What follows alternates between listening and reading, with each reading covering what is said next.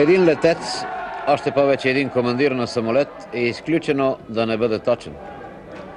Така че не бива да ни очудва, че само той и треньора на Враца, Георги Каменов, единствени определиха безпогрешно крайния резултат, макар че мнозина бяха близко до него.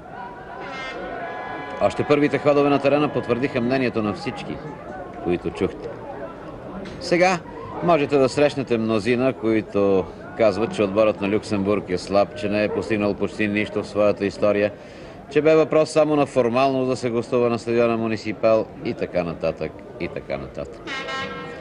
Нека оставим домакините, те си имат достатъчно проблеми, оттам и грижи, и да надникнем в нашия лагер. Предлагаме ви немонтиран материал от първите 3 минути на матча. Немонтиран, за да можете да почувствате и вие аргументите за онова заслужено признание, което заслужават българите, преди всичко за коража, който показаха още след началния съдийски сигнал. С активна преса по целия терен и главно в половината на техните домакини с игра с едно подаване, бърза, точна, колективна, те още от началото недвусмислено дадоха на люксембургски отбор да разбере, че ще воюват за победата като истински мъже и майстори, че трябва да стане чудо, за да не я постигнат. Според мен, това бе най-голямото достоинство на българите в този двубой. В Люксембург бяха гостували и всички наши конкуренти, бяха победили и оставили в мрежата на местния отбор цели 10 топки. Но нито един от тях не предложи още от началото такова темпо и такава безкомпромисна борба, като наша. Това като че ли обърка домакините и те може би очудени, може би смутени от бойкото наше начало, просто не можеха да се защитават, да намерят някакъв отговор. Нашите пропускаха много. Видяхте в първата минута Костадинов пропусна. Ето и тази трета минута, в която падна първия гол, заслужена радост в нашия лагер. Гетов изпълни ъглов удар, двете четворки скочиха, Петров попречи на Шоер. Той заби неспасяемо 0-1, 1-0 за българите в третата минута на този двубой. Неспасяем автогол. Отличното начало не само вля нови сили, но се получи нещо много важно. Успокои нашите момчета и те станаха пълни господари на терена, наложиха техническо и тактическо превъзходство. Впрочем, крайно време е да ви съобща имената на играчите. Срещу очакваната 11-торка на домакините в червени фланелки, бели гащета и сини чорапи: Ван Рисвик, Шонкерт, Дреш, Шойер, Мюние, Яйц, Вайс, Хелерс, Барбони, Райтер, Лангерс.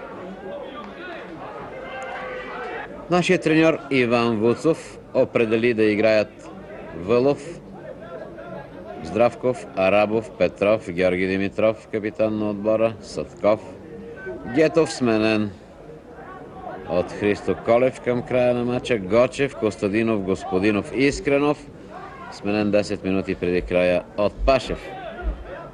Съдия на терена, видяхте го преди малко вдясно на екрана, сам. Негови помощници Фергюсън и Флеминг и тримата от Шотландия. Иван Вуцов и добрия му помощник в случая, доктор Стефан Бошков, който цяла седмица разузнаваше обстановката в лагера на домакините и който сам бе претърпял онзи мач, за който стана дума преди малко, преди 16 години, с нервната игра и неизвестност почти до края на матча. Правилно бяха усетили нещата и този наш състав сам по себе си предлагаше гъвкава игра в средата и в атака. Също така и здрава защита на базата на бързото преливане, което се изискваше от играчите в средната линия.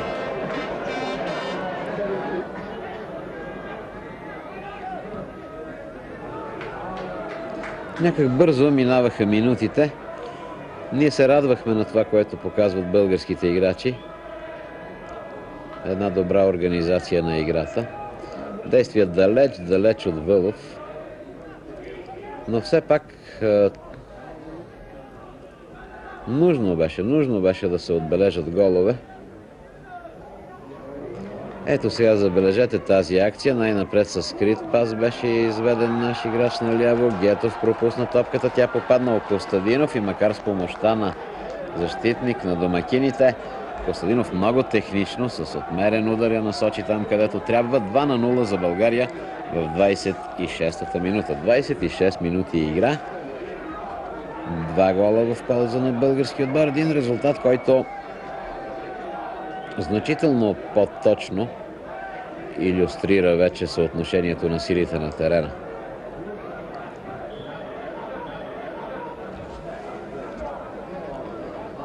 Очаквахме, че ще видим някакъв по-сериозен отговор от страна на домакините. Това не се получи. Те така и през целия матч не намериха никакъв начин да противодействат на добрата организация на нашата игра, главно в средата на игрището, а също така и в средата на терена. Активни бяха и нападателите, но някакси техните комбинации нямаха точен завършек. В противен случай съвсем спокойно резултата можеше да бъде 5-6 гола в наша полза, но не това беше най-важното в този двубой. Той трябваше на всяка цена да се спечели, трябваше на всяка цена да бъдат извоювани онези 2 точки, които ни отреждаха място на световните финали след 12 годишно прекъсване. Ето това беше разбрала тази генерация и за това с така упорито и всеотдайно се готвеше в тези квалификации, за да има и тя принос за доброто име на българския футбол.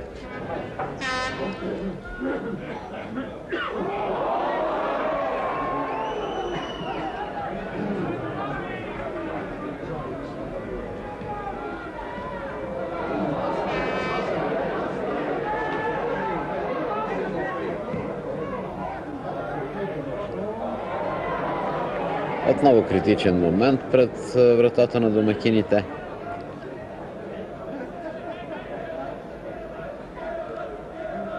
Не бих могъл да изтъкна в тези минути някой отделен играч от нашия отбор, който да заслужава особено признание, защото целият състав действаше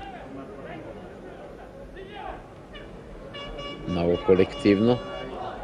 Много точно и ето го в 33-та минута. Третия гол във вратата на Ван Рисвик. Негов автор е капитана на отбора Георги Димитров. След това хубаво подаване, след това добро центриране, което получи. За 30 минути противникът бе надигран категорично. Преимущество от 3 гола, които направиха илюзорни всякакви надежди на домакините. Нашите, вие виждате добре това, от картината, която ви предлагаме, действаха като зрял отбор и причината не беше толкова недостатъчната спортно-техническа стойност на противника, а именно в тази класа, за която стана дума.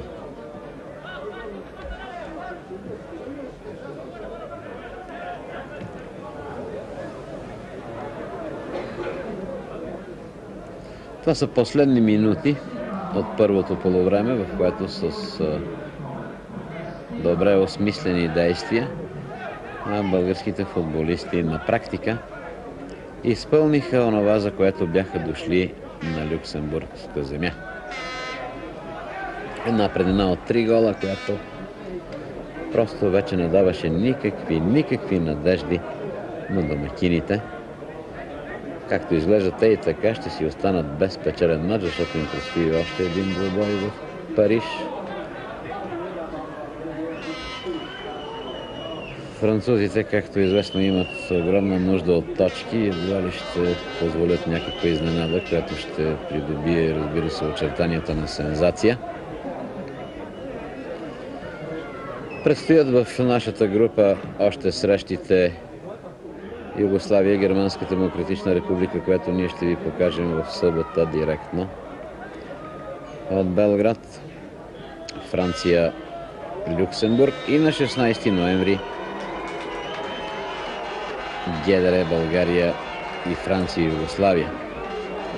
Можете сами да пресметнете какво огромно значение ще имат двубоите Югославия ГДР. Разговарям с двама